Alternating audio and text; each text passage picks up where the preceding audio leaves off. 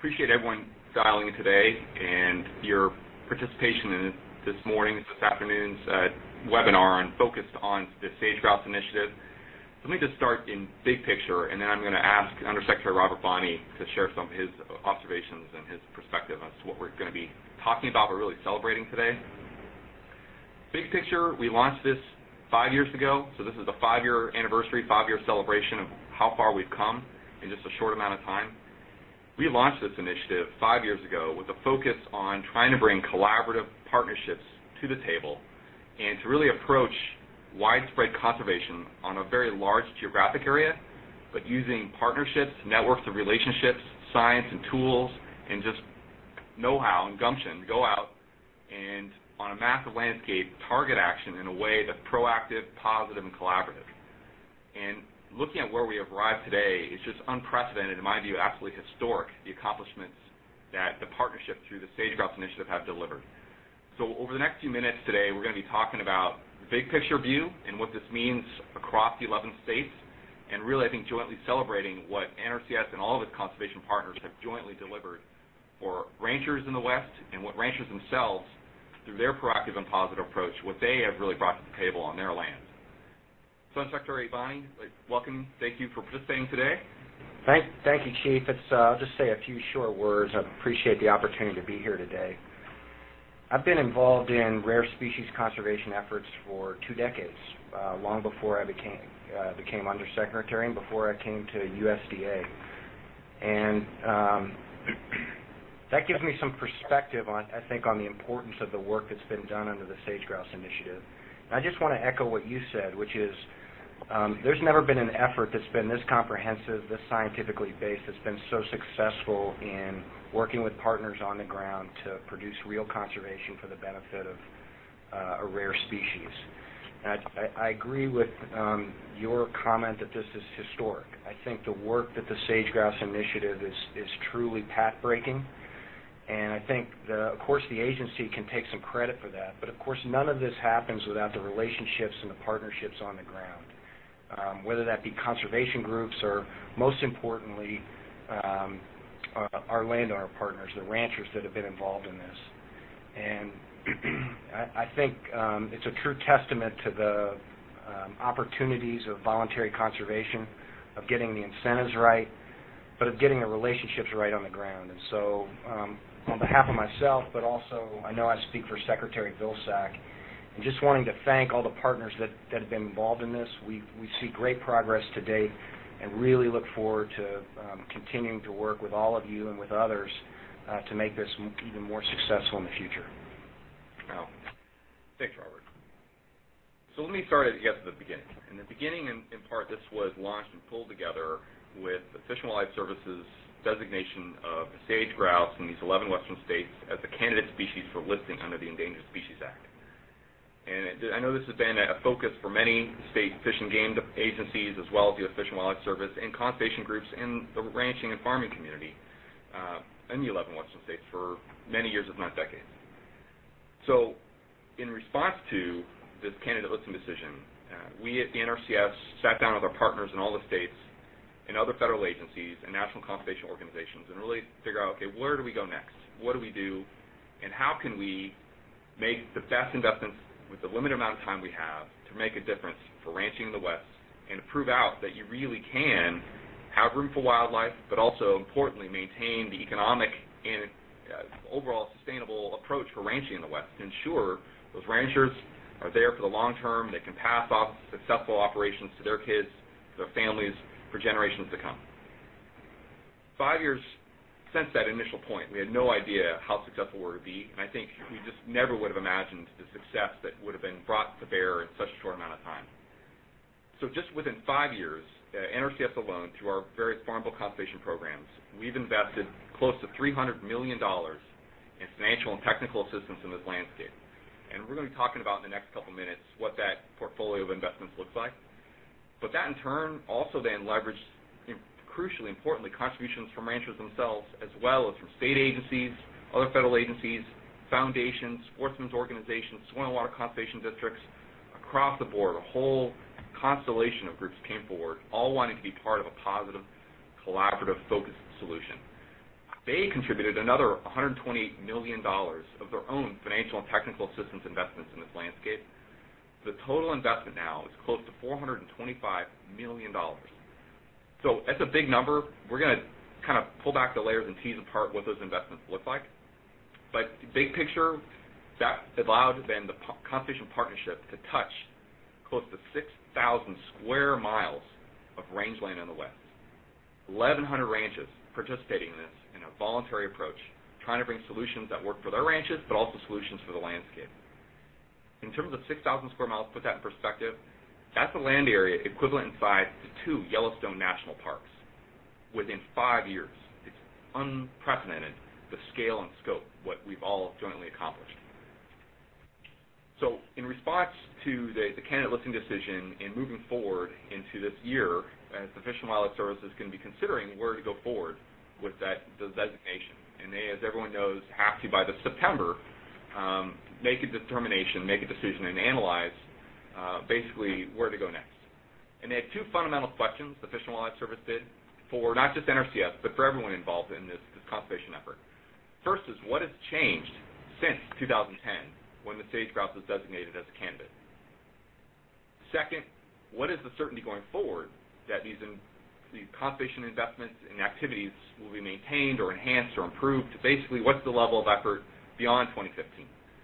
And these are two fundamental questions that they now need to take into consideration as they're reviewing what has happened in the landscape, and then going forward, what can they forecast ultimately for the quality of the habitat and for the grouse itself. So big picture, this is what we're going to be focused on, these two fundamental questions. So first, we're going to look at what's changed since 2010. So this is a map kind of zeroing in on the core of sage grouse habitat. So you're looking at sort of the intersection of several different states, Wyoming, Montana, North and South Dakota, Washington State, Oregon State, Nevada, and where we have the largest populations of sage grouse. So let me just first orient everyone here in what they're looking at. The green areas are inhabited range, so where we have sent through science, we have an idea of where grouse are today. The darker green areas that have been mapped out, those polygons, are what are called the priority areas for conservation. So a whole group of partners got together and identified priority areas within this large landscape where are the largest, most dense populations of the leks, the breeding leks, as well as sage grouse populations themselves, with also viable habitat. So if you're going to be making investments, what the collective recommendation was from professionals who have been looking at this is first begin looking at those priority areas for conservation, PACs or PACs. So you're going to hear me talk about PACs in several instances going forward. What the dots represent are the two basic flavors of investment NRCS and its partners have made over the last 5 years, since that 2010 marker. And it turns out that the blue color investments are what we call our financial assistance investments. They're basically put into what we call sustainable ranching practices, rangeland health practices, and we'll delve into what those are specifically in a few minutes. So those have been funded through our primary financial assistance programs. Some of you may be familiar with EQIP as well as with WIP. I'm not going to get into hopefully too many acronyms today, but think of those basically as financial assistance. Those are the blue, the aqua color dots. And then the orange rust-colored dots are easement acquisitions. Those are long-term or permanent acquisitions of easements. That's where, if we talk about the $425 million in investments, that's where they all were spent. And it turns out that 3 out of every $4 acres of the 4.4 million acres occurred within the priority areas for conservation, the PACs. So through this locally led approach, but importantly using scientific tools, the local know-how, those local relationships in the ranching communities, as well as working with the conservation partners, we're relentlessly targeted on getting the investments where they were most beneficial. You get the biggest return for the conservation dollar.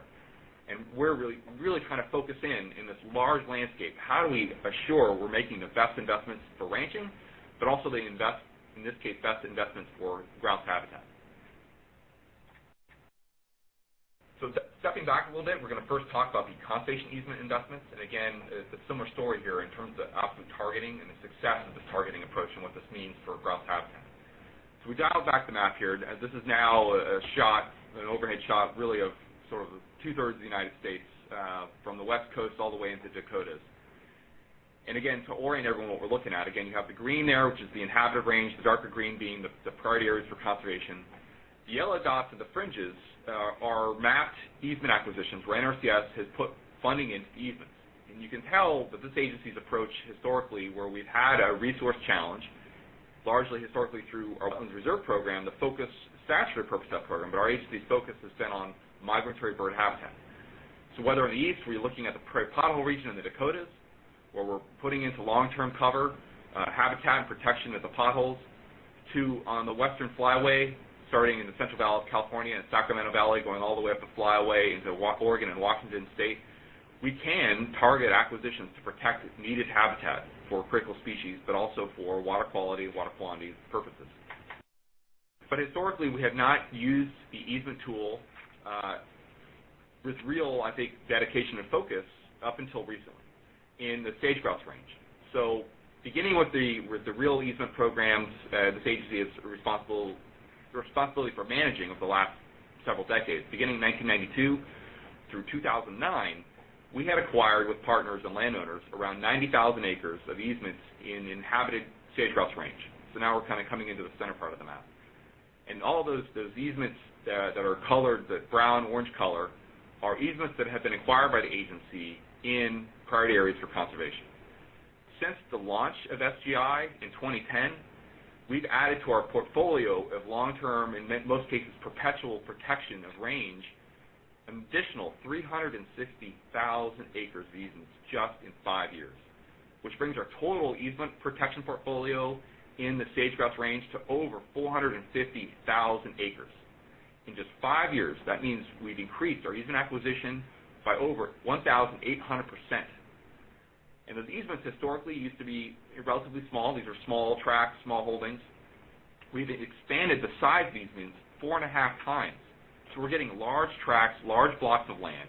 And one of the main threats to the grouse, we know through science, is the fragmentation of the landscape, chewing up the landscape for conversion to other row crop production, energy development, housing development, highway, transportation, energy delivery infrastructure, you name it.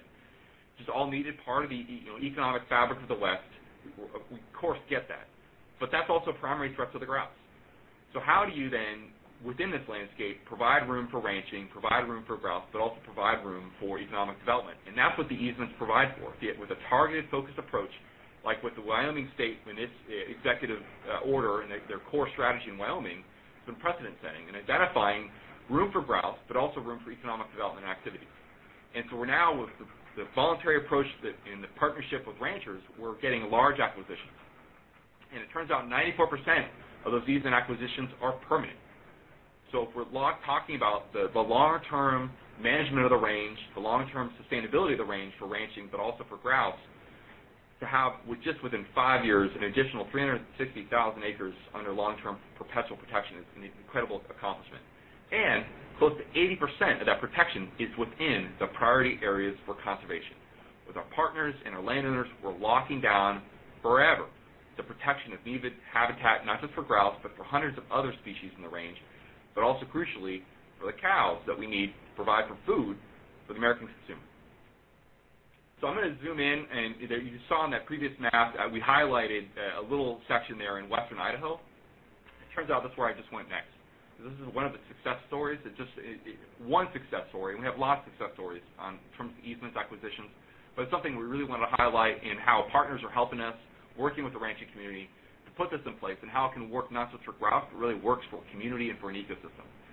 So we've zoomed in here on the Pioneer Mountains in western Idaho, and you can see to the north in green are U.S. Forest Service-owned lands that are in the highlands and the mountains. And in the southern part, the southeastern part of this map, you can see the pink area, which is the Crater of the Moon's National Monument, as well as the, peach-colored lands. Those are BLM-owned lands, Bureau of Land Management properties. And then interspersed with that, in between, sandwiched in that, are in the white areas, the gray areas, those are private lands. And then interspersed with that are private state lands, as well as BLM lands. So that corridor there of private lands, that's really valuable for a lot of reasons. Number one, that's highly productive rangeland, and those rangelands have been in production for generations, for hundreds of years. Families have been on those lands, and they want to stay in those lands. You have in the north, you have forested habitat, which is important not just for recreation, but then also for a lot of species that depend upon those forests in the summer months. But in the winter months, a lot of those critters come out of the mountains and they go down in the lowland areas. And that's what represents in the southern part of the map.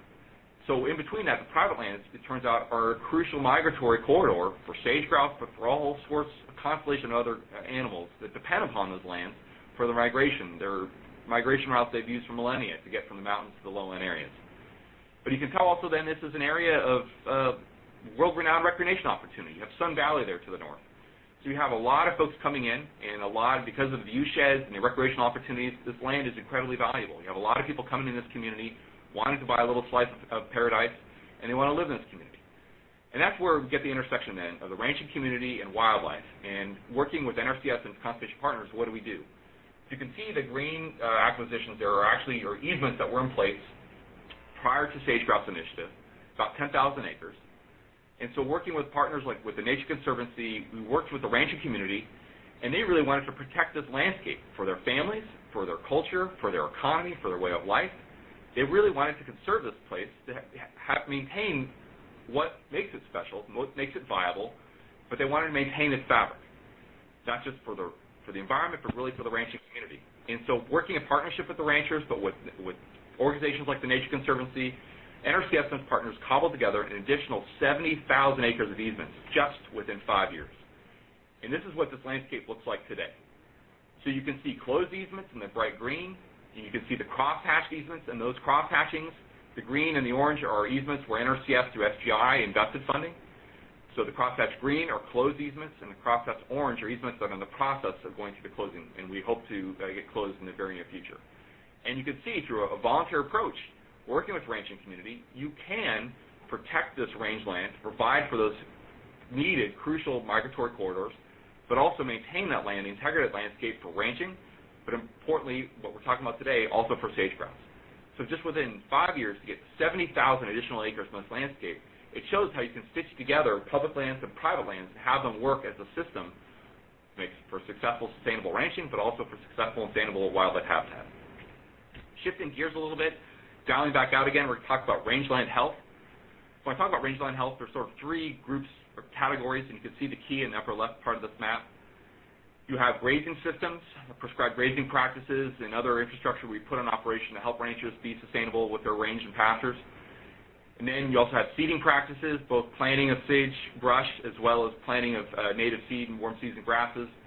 And then weed management practices, basically dealing with cheatgrass and other invasives that are coming in and spoiling the quality of the habitat. What you see here then mapped on this landscape are all the practices just through SGI in the last 5 years we've put in place in this landscape. It's close to 2.4 million acres of these grazing systems, rangeland health practices across the West. And again, they've been hyper-targeted in the priority areas for conservation. But we're not doing random acts of conservation. We're actually in these different ecosystems, ecoregions, actually targeting the appropriate types of practices and suites of practices to address the actual threat.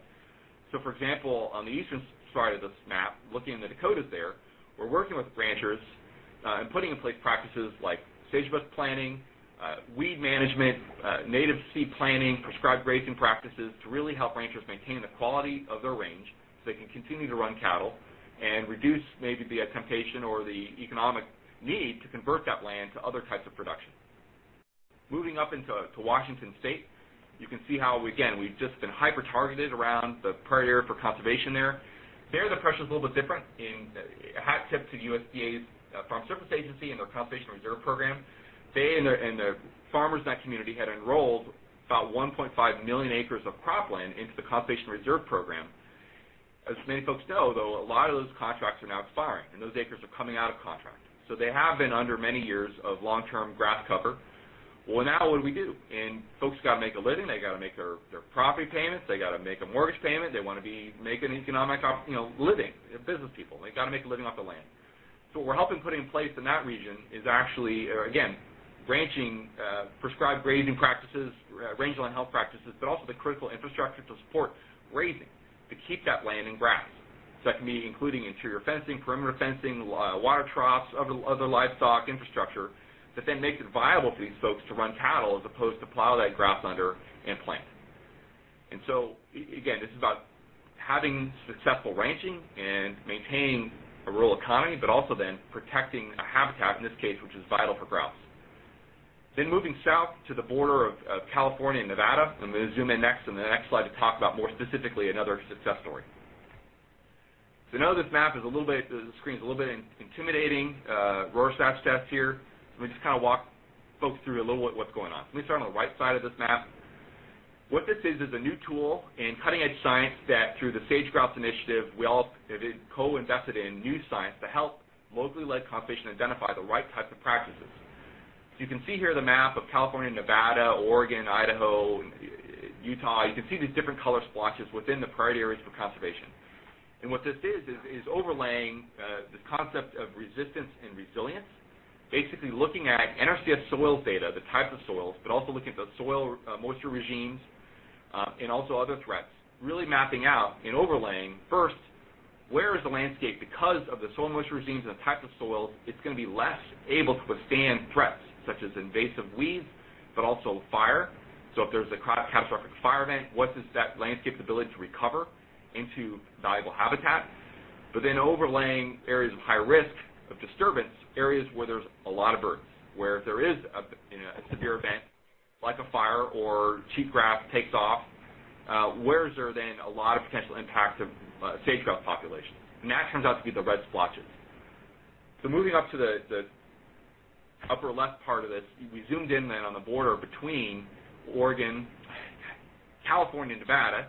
Keep saying Oregon, California, and Nevada. And you can see where, again, we've identified using these new type of scientific tools where there's the exact threat. It's a landscape that is at high risk of conversion to a type of habitat that is just of no value, both to ranching but also to grouse.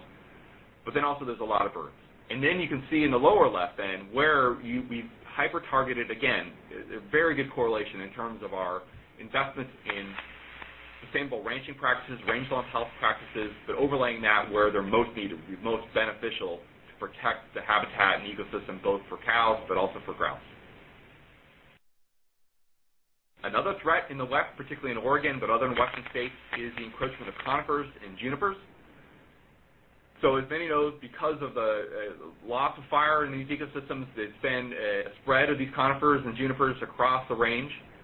And that is not just a threat, again, it not only degrades the habitat for livestock operations, and they suck up water, so you're drying up springs and reducing the ability of those landscapes to support all sorts of wildlife.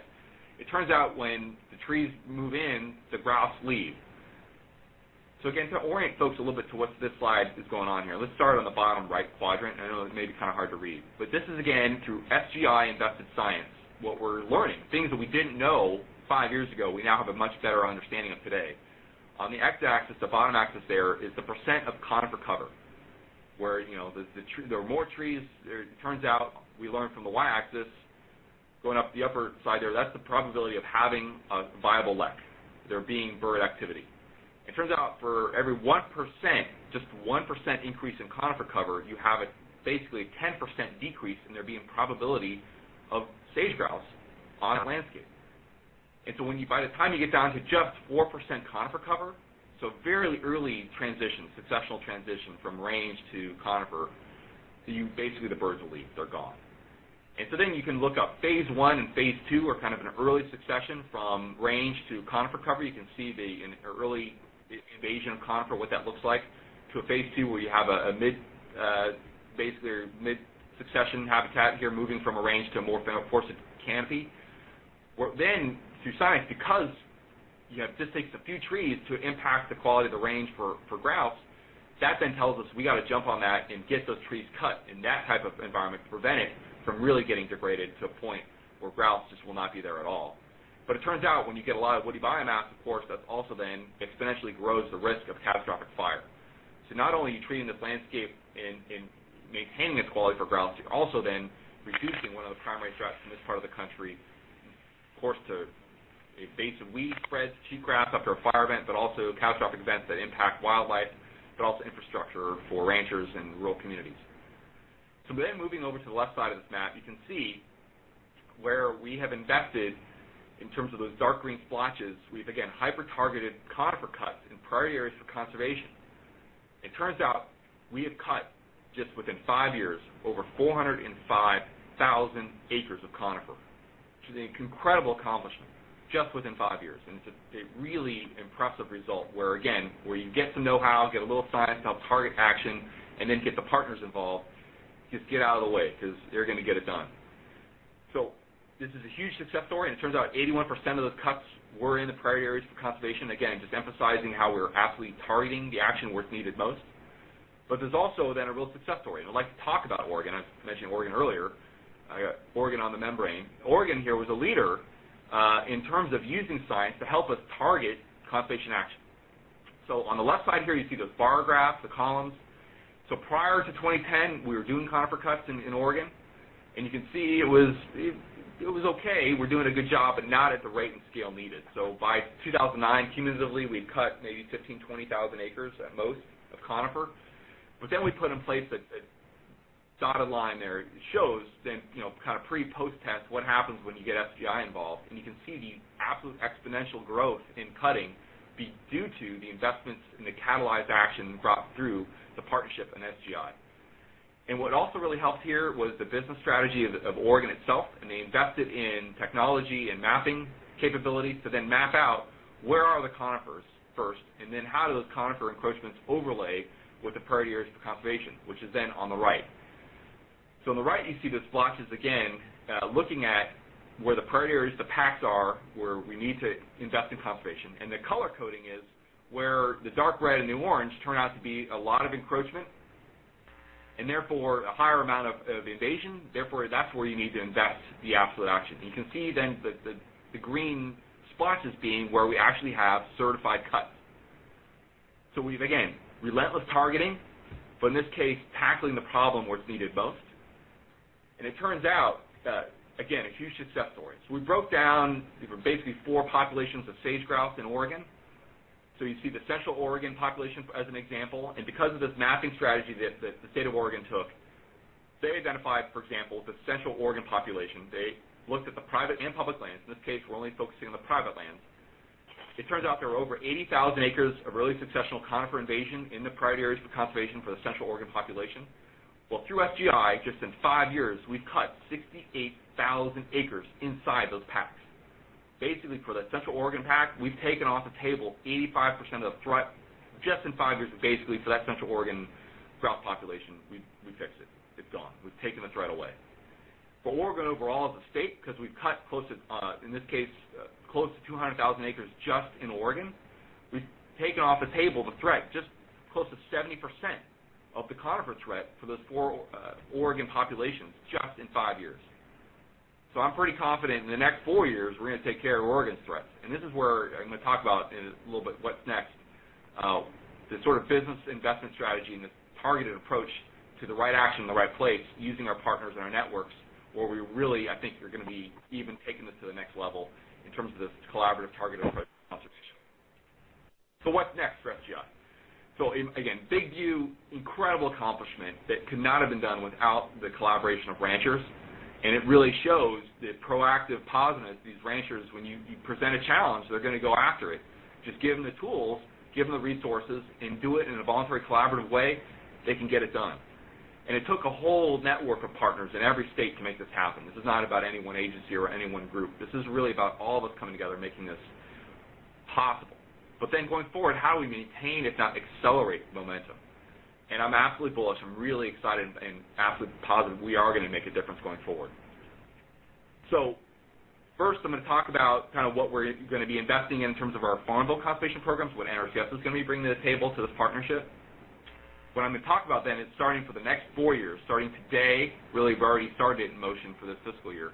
But then through the life of this farm bill, the farm bill we have funding support from Congress through the farm bill through 2018.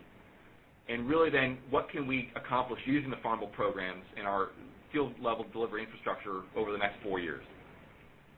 So first, we're going to be investing our financial assistance funding at the current level, which is substantial. So first, starting with our conservation easements, we're going to maintain our level of investment of about $25 million a year. Of course, these are demand-driven. These are voluntary investments in easements. Now, there's a backlog. There's strong demand. But again, this is really depending upon landowners and ranchers coming forward and wanting to participate. and we feel that they've been very interested in this. If anything, their interest is accelerating. So we're going to maintain our high level of investment in this landscape for the next 4 years, as well as our main financial assistance program, the Environmental Quality Incentives Program, or EQIP as it's known through its acronym. Maintain, again, a high level of investment of at least $20 million a year on average. We're also going to be bringing to bear, though, a really big ox of conservation, the Conservation Stewardship Program, which has been unfortunately dormant in this landscape over the last 5 years, and we're going to awaken and yoke up and see where it can take it. What's exciting about the Stewardship Program is this is sort of probably one of the biggest private land voluntary incentive-based conservation programs that I'm aware of in the world.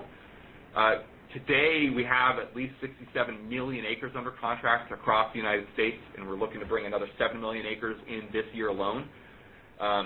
So we need to figure out how to make this program work in this landscape, and what's exciting is then you can really bring a whole operation approach of stewardship, reward producers for their already excellent level of stewardship, and then give them tools and resources to take their sustainable ranching practices to the next level. So for this year, we're looking at bringing in about 264,000 acres of rangeland, and what we've assembled using the FGI team and some great program advice, we've put together kind of a combo meal platter approach where we offer ranchers up kind of a value meal of options. They get to pick what works for them on their ranches and different environmental sustainable ranching enhancements, and then we get them signed up into a 5-year agreement that can be extended for another 5 years, so really a 10-year agreement approach to help them maintain and enhance their level of stewardship on operations. So I'm really excited to see what the stewardship program, when unleashed in this landscape, what it's going to do.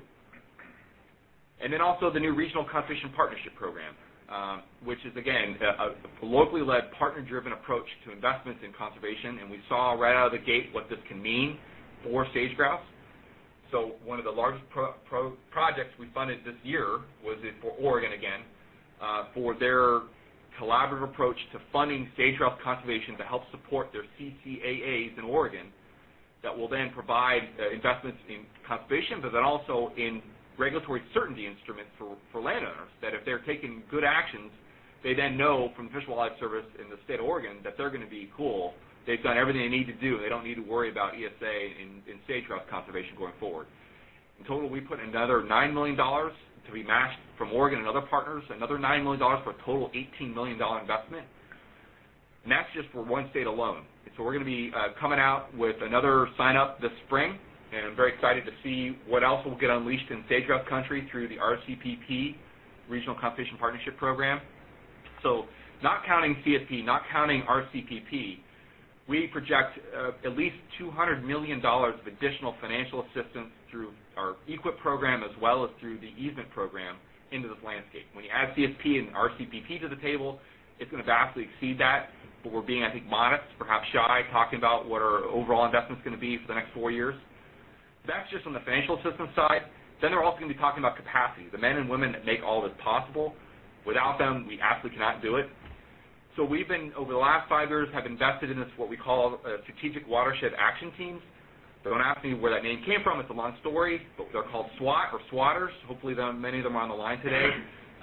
These folks are absolute professionals. They're partner positions, non-federal folks that work alongside our NRCS professionals out of our field offices to help get the job done, to get the word out, to do the conservation planning, to do sign-up, to get practices in place, to do the one-on-one consulting with ranchers, to help these practices and systems fit and work on their ranches.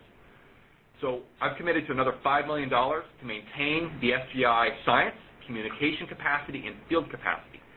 So we funded through these SWAT agreements through partners in the West, at least 27 partner positions that are helping then the hundreds of men and women, NRCS folks, and Soil and Water Conservation District partners get the job done in their district offices and their communities. And that's just what we're putting on the table. Partners like ConocoPhillips, like Mule Deer Foundation, other partners are coming in and adding their own financial assistance and their own partner contributions to make this this group of partner positions to help get more boots on the ground to get more work done. In terms of then the core, the team that makes this magic happen, we're investing in the permanent capacity for this. A lot of folks have been serving on this in sort of detail at this interim basis, and we made a decision we're going to make this permanent. So we have a core team that make the FGI engine hum. So one of the main cylinders here, if not the ramrod to make the whole system work is our science advisor, represented by Dr. Dave Noggle and his scientific team. Dr. Noggle has agreed to extend his contract with NRCS for another 5 years, and very much appreciative of Dr. Noggle and the University of Montana to lend his capacity and their expertise and their whole infrastructure to really advise NRCS and the FGI network of partners to continue to maintain our strategy and bring the science to bear, but then continue the innovation to bring these cutting-edge tools to help us target the right actions in the right places. We're also bringing in a permanent Sage Grouse technical specialist to work with our Western Tech Center. And this, I understand, is maybe even posted today. So those of us interested that are on the phone, look for it if you're interested in applying.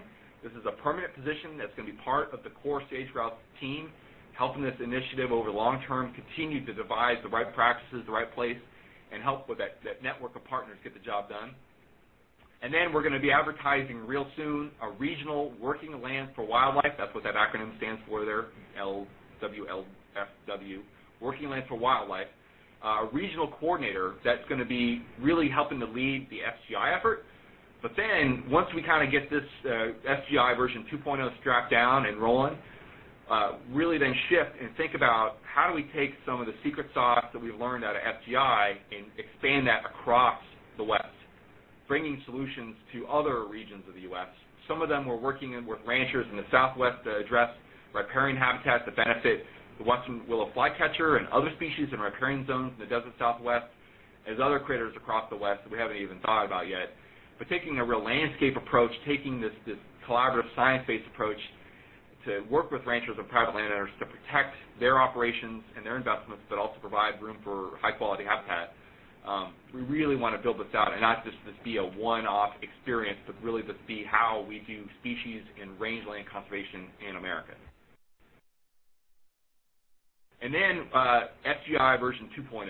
So I think version 1.0 was just pretty much was a killer app and blew up everything, but we're going to get better, believe it or not, and that's what we're going to be focused on going forward. And we're going to take a very business-like approach to this. So harkening back to what we learned from the state of Oregon, it's great to have a lot of tools, it's great to have a lot of money, and it's great to have a lot of field staff, but let's even be more targeted, even more investment-minded in getting the best return for landowners and for the broader ecosystem than we did over the last 5 years, if that's possible. So what I've challenged the team, the FGI team, is to work with our state conservationists and their teams over the next couple months to, on each individual state, come up with their NRCS partner investment strategy over the next 4 years. How do we use, to the best of our ability, the next tranche of $200+ million of horsepower and human capacity to get the job done? How do we map out the threats?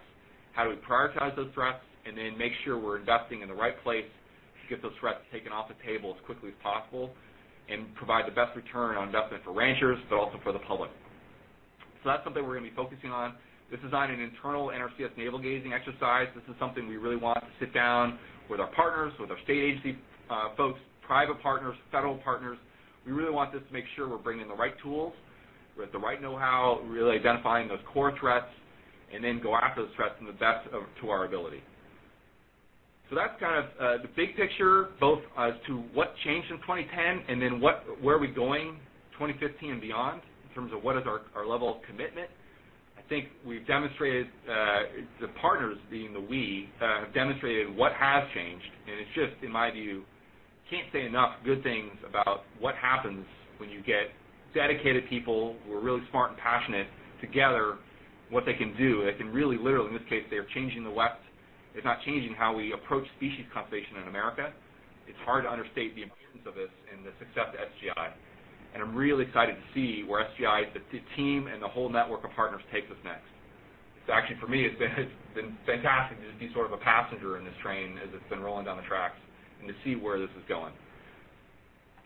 So with that, Emily, I'm going to cease and desist, and I'd like to just offer an opportunity to open this up to folks who either have been keying in questions online, or if folks will open up the phone lines, open this up to questions for folks who have questions for me, but also crucially we have a couple of our experts online, Tim Griffiths and Dr. Dave Noggle, the two mad scientists who sort of conceived of and have led this whole effort within NRCS here.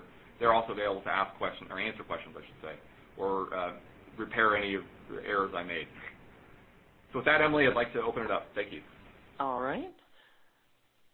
If you're on the line and would like to ask a question, you can either send a note to all moderators using the Notes tab on the right-hand side of your screen, or if you'd prefer to ask your question through the phone line, you can dial *1 to put yourself into the queue. You'll hear a notification when your line is unmuted, at which point you can state your name and your question. If your question is answered before we get to you, dialing *1 a second time will take you back out of the queue.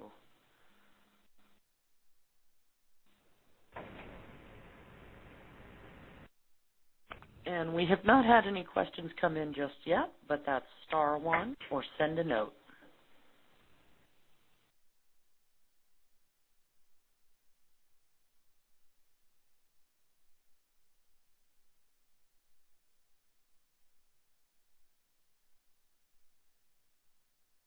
And we did have a note come in just now. Can you address the concerns some have expressed related to PJ removal effects on non-target SPs? Tim, I'm going to ask either you or Dave to address that direct question.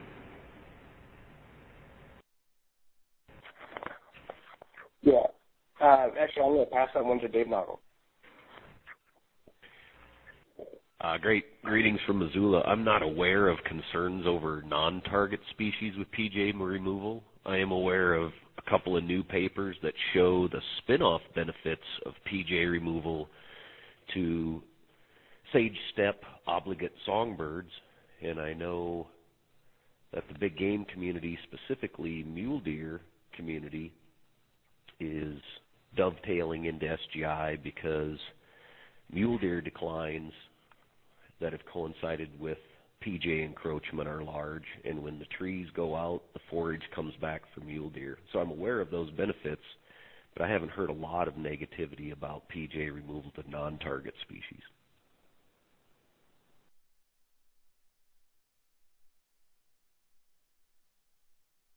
And we did have another question come in. With this great work, are you more optimistic we can avoid a listing? So I'm really optimistic in general. I'm kind of a glass 98% full guy. But I can't speak directly to the listing decision. That's ultimately trust and responsibility of the U.S. Fish and Wildlife Service. And Director Ash and his team have absolutely not indicated anything. In part, they're waiting for this roll-up and analysis of what's happening across the West. They're looking at what SGI has contributed, but also what BLM has contributed to the U.S. Forest Service, the state agencies, private landowners, private conservation groups. They're really doing a massive analysis as we speak, and that's going to be ongoing through the spring and summer. So I can't really speak directly to what this means, but personally speaking, I feel optimistic that this is an example of what's going on, and I know the Forest Service and BLM, the federal partners, are also very focused on this, dedicating a lot of resources. The state, all the states as well, all 11 states have really brought forward proactive, positive plans and approaches.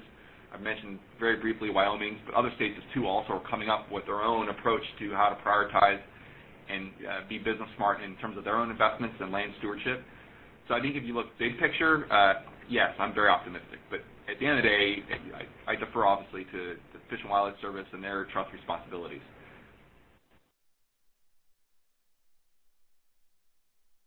All right, and we had another question.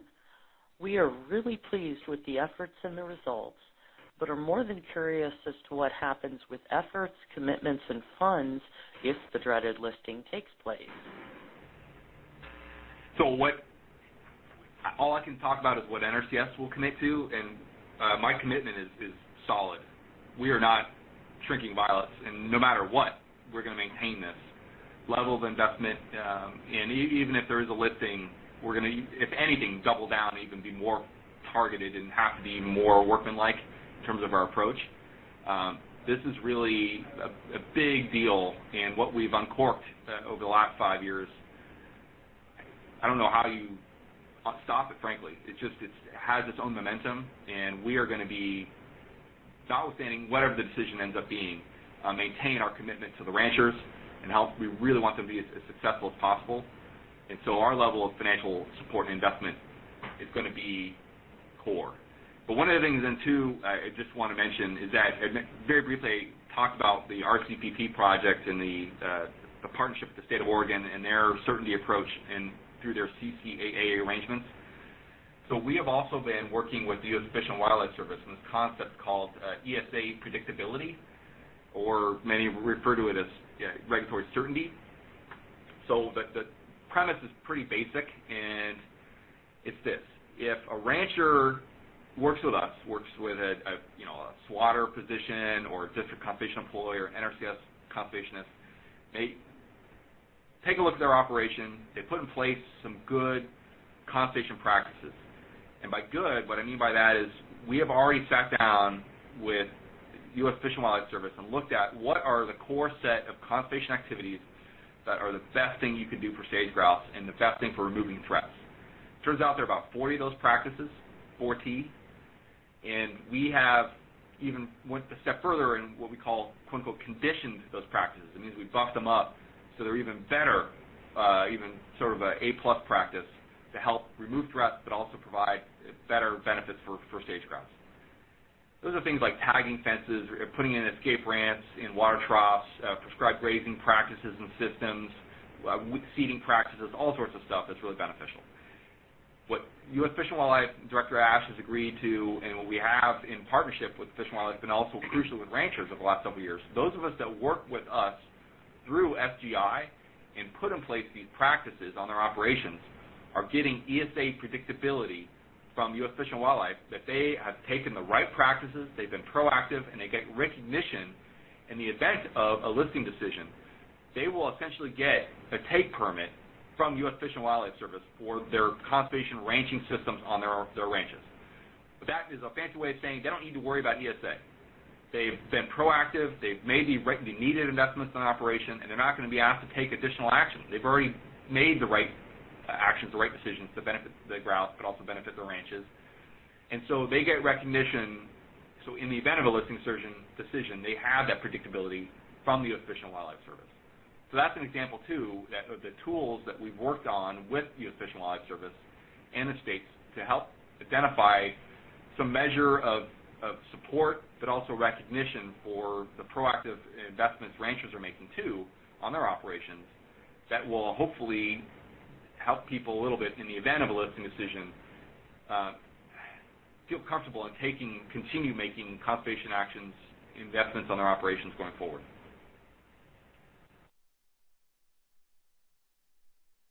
All right. We have more questions coming in. Do you know what the current population numbers are for sage grouse in the 11 western states? Are the numbers going up, down, or staying stable? I will defer to Tim and Dave. Yeah, this is Tim Griffith. So sage grouse are very cyclical, and what the primary goal for sage grouse conservation is to ensure that the valleys don't get lower and the peaks continually get higher. And so across the range, the state game and fish agencies in every state are responsible for counting birds every spring on their lek sites, and they are the ones that maintain those indexes to the population. And what's happening right now is they're rolling up all that information, providing that to the Fish and Wildlife Service. So we'll have a good long-term trend, and that's really what we're after, is trying to manage for trends, not year-by-year numbers. So the state game and fish will actually be rolling that up right now for Fish and Wildlife Service. All right, great. Where can we find the list of best management practices? So we have a lot of information on the USDA NRCS website. So we actually have a Sage Grouse Initiative website.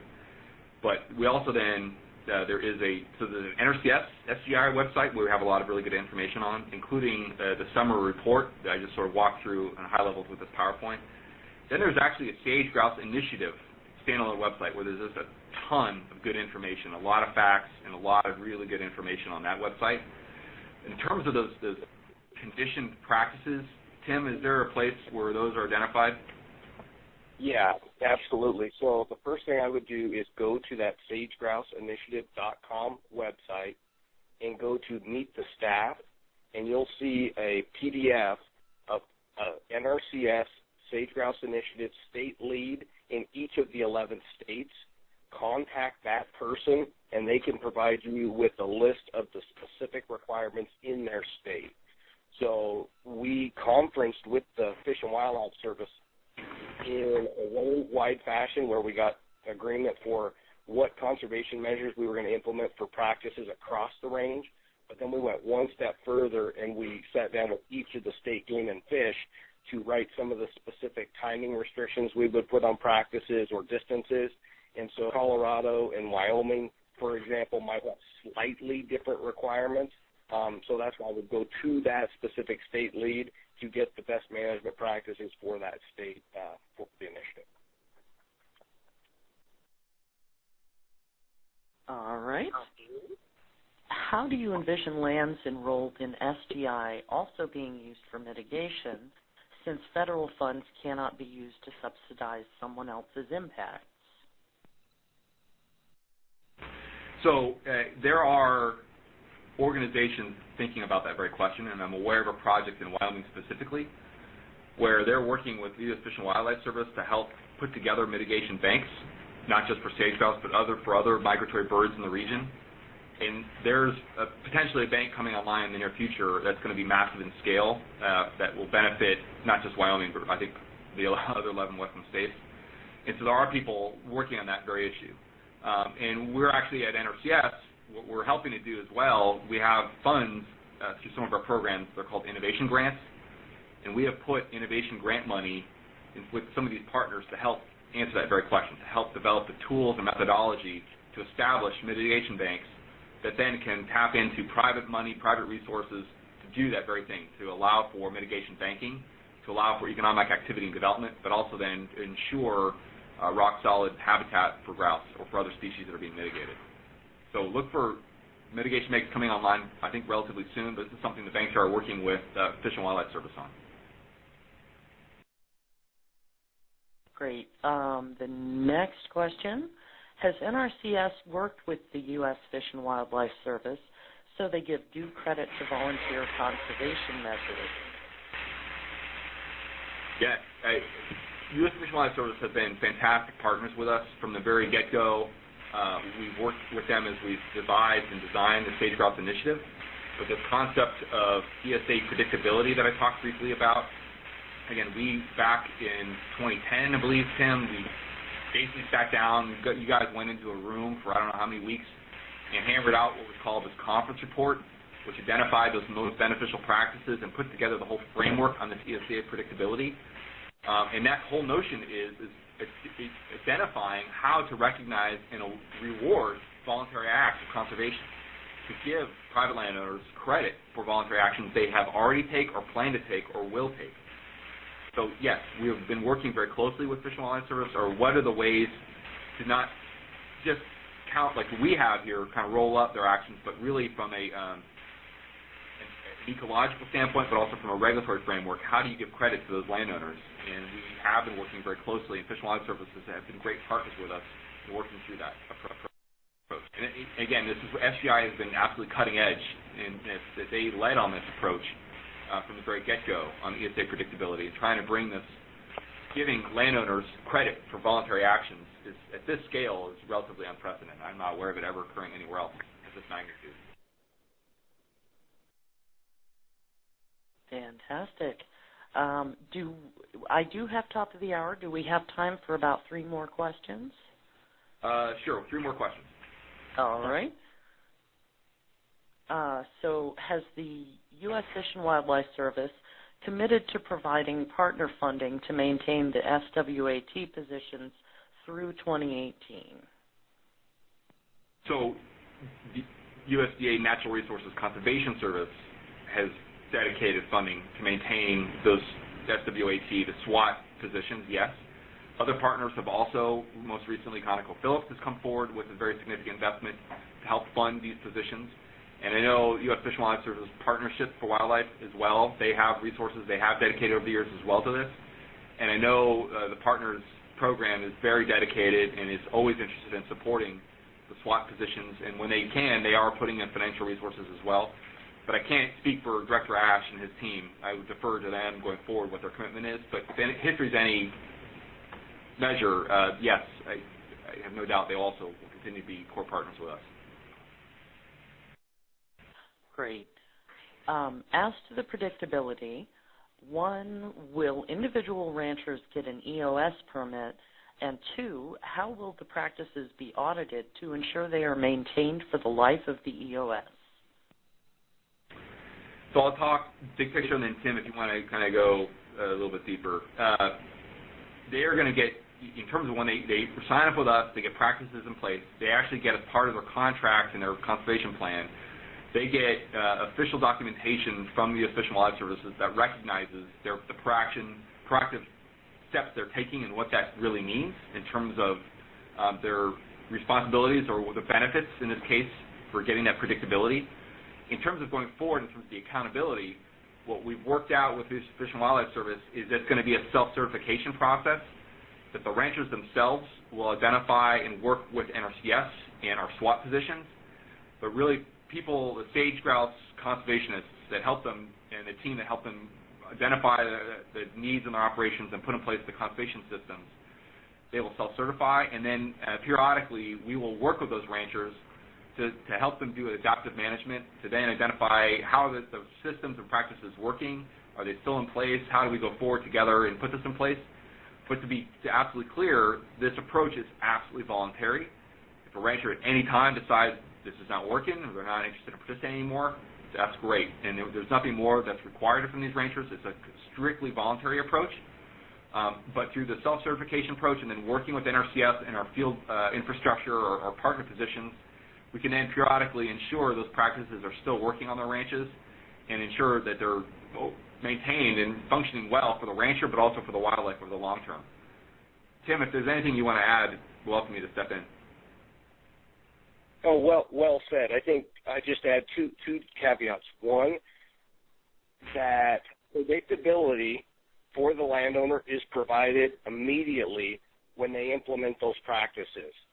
So it's nothing that NRCS gives them. They already get that as part of their participation implementing those practices conditioned through the conference report that Chief had referenced earlier.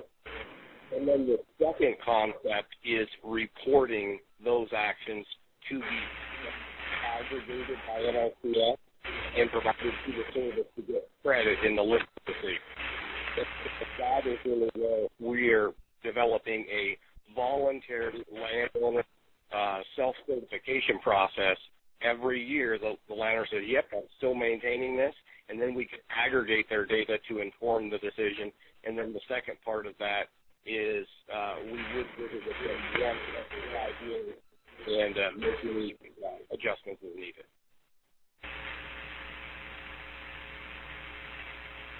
All right, and we have one last question.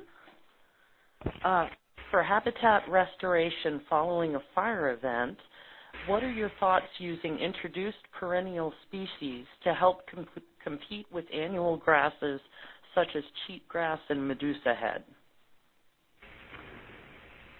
Tim and Dave, it's for you guys.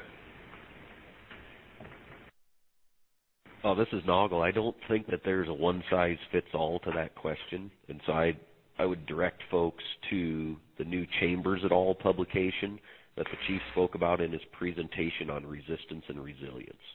So depending on where your boots stand in the landscape, those folks have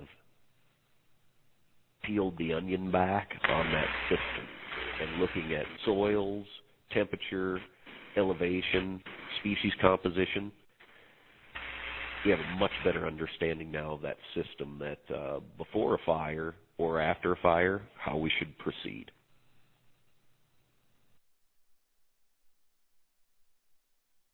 All right, fantastic. And at this time, I am not seeing any further questions. Well, thank you, Emily. If folks would bear with us 1 or 2 more minutes, I really would like to offer both Tim and Dave, because they are in part the beating hearts, the two chambers that have made this in big picture happen. I'd like to afford them both a minute if they just want to share a word or a closing comment. Tim, why don't you go first? Thank you so much, Chief. And I just want to send a heartfelt thank you to all the partners, all the NRCS professionals, and all the ranchers that have really banded together to make what's been referred to as a historic accomplishment possible. I've been walking with you guys through the fire for the last 10 years. I know we've all collectively been trying to continually refine and focus, and I knew, I had a feeling that it was really good, but it wasn't until I was working on the roll-up and plotting and seeing for the first time that not only is the focus effort actually hitting those right locations, they are way better than we ever dreamed possible, and then none of that would be possible without you. I thank you so much, and I also want to say that 4.5 million acres, if you would have said back in 2010, is that possible by 2015, I would have said no way. But now marching forward, when I hear numbers like 8 million acres by 2018, I say there's no way we won't deliver on that. Thank you. Thanks, Chief. What I treasure most about the last 5 years in SGI are the experiences I've had with partners and the friends I've made across the 11 western states. And I guess my reflection is that I've taught these concepts out of a book for years at the university to our next generation of professionals, but to be able to work with everybody on the phone today, to actually take those from theory to concept has just been incredible. So for every single thing that people do every day for SGI and Sage Steppe Conservation across the West, it's just been incredible, and I'm happy to know you. Well said, Tim and Dave. Thank you. Well, Emily, I think that wraps up our presentation.